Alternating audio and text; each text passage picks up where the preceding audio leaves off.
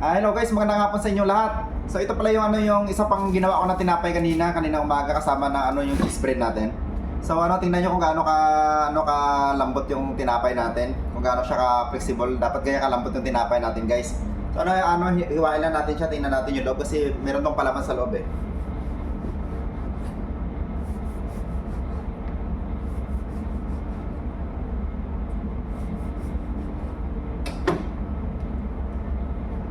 Ayan guys, so may palaman niya sa loob. Tingnan niyo may tinapay natin gaano kalambot yan.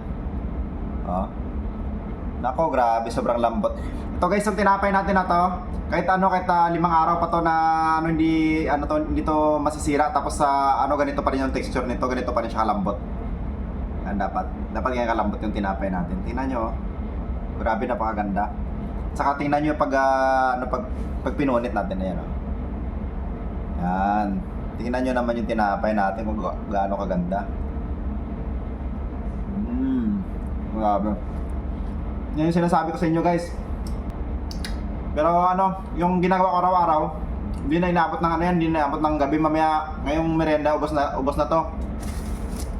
Yung cheese bread natin kanina, naubos na kaninang umaga. Tapos ito yung panghapon natin, sigurado ubos na naman to. Yun lang guys, maraming salamat at magandang umaga sa inyo. Magkape muna ako kasi papalas ko tong yung tinapay na to.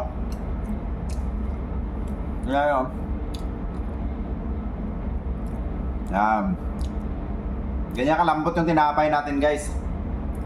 Talagang quality yung gawa natin. Maraming salamat guys sa magandang hapon sa inyo lahat at enjoy natin sa paggawa ng content.